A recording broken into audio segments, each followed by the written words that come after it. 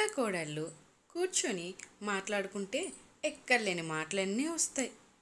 అత్తయ్య గారు, మరేమో ఆ పక్కింటి ఆవిడ చూసారండి, వాళ్ళ ఆయనతో అన్ని పనులు చేస్తుందంటండి. అదేంటో అండి, అలా భర్తతో ఎలా చేయిస్తారో ఏంటో. వాళ్ళకి ఇంతరవైనా బుద్ధి ఉండాలి కదండి అత్తయ్య, మరీ అలా తయారయ్యారేంటి? అవునవునే, నీ సంగతి నీకు తెలియదు కదా, అందుకనే ఊరలందరి కోసం చెప్తున్నావు. నువ్వు నీ మొగుడికి ఎన్ని పనులు చెప్తున్నావో నాకు తెలుసు కదా.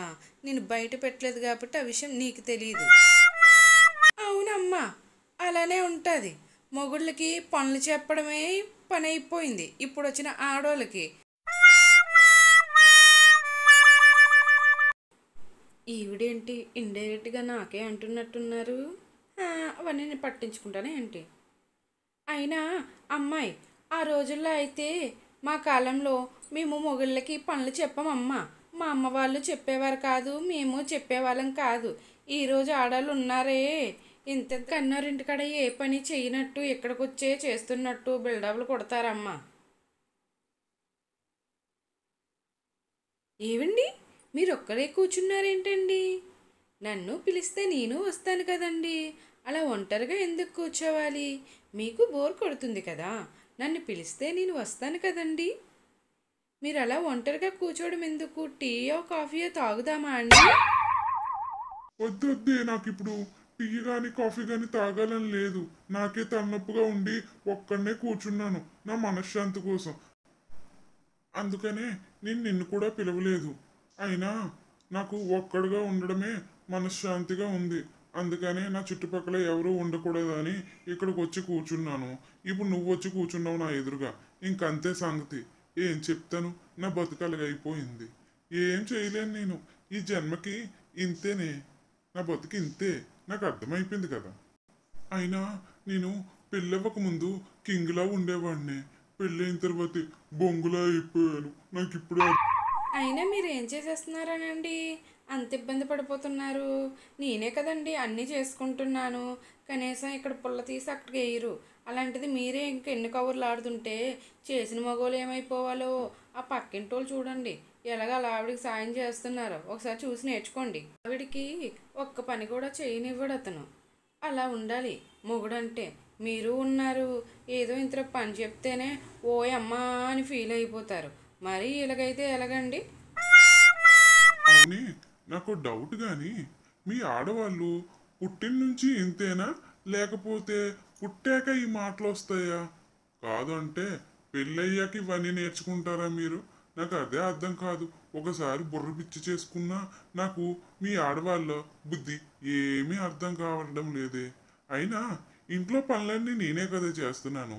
ఏదో నువ్వు చేసినట్టు ఆ పక్కింటి మొగుడు చూడు, ఈ ఎదురింటి మొగుడు చూడు అంటావేటే? నువ్వు అసలు మనిషివేనా? ఇంట్లో పనులన్నీ నేనే చేస్తాను. నీకు టీ పెడతాను, టిఫిన్ చేస్తాను, వంట కూడా నాతోనే చేయిస్తావే.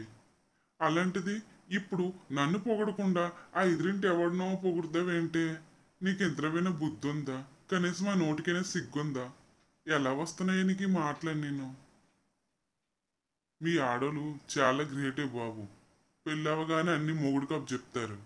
అదే మీలో మంచి గుణము. అవునా, నేను మా ఆయనతో ఎన్ని పనులు చేస్తున్నానా? నాకే తెలియదు ఎన్ని పనులు చేయిస్తున్నానని.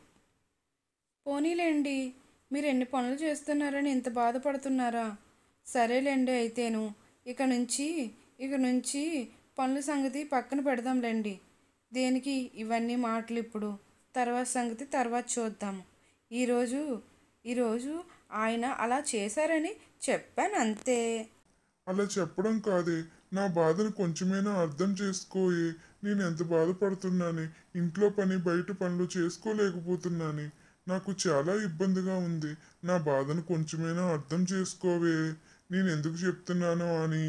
ఈ విషయం ఊరోళ్ళందరికీ తెలిసిందంటే నన్ను నన్ను పనికిమాలిన వాళ్ళ చూస్తారే. అర్థం చేసుకోవే. ఈ విషయం బయటికి వెళ్ళక ముందే కొంచెం పనులన్నీ నువ్వు చెయ్యవే బాబు. ఇక నా వల్ల కాదు. ఎక్కడ నా పరువు పోతుందా అని రాత్రి పగలు నిద్ర పట్టుకుంటుందే. ఇక నుంచైనా పనులన్నీ నువ్వే చేస్తానని నాకు ఒక మాట ఇవ్వవే. అప్పుడే నేను మనశ్శాంతిగా ఉంటాను. కొంచెం నా బాధను అర్థం చేసుకుంటావని నీకు ఇవన్నీ చెప్తున్నాను.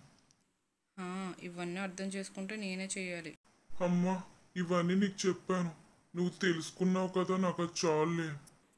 ఆహా, తెలుసుకున్నానండి. మీరు ఎంత బాధపడుతున్నారని నాకు నిజంగా తెలియదండి. తెలిస్తేనా నేను ఆ మాత్రం అర్థం చేసుకోలేనా అండి? సరేలేండి, బాధపడితే పడ్డారు. మీకు నాకు ఒక కాఫీ తీసుకురండి, ఇద్దరం కలిసి తాగుదాం.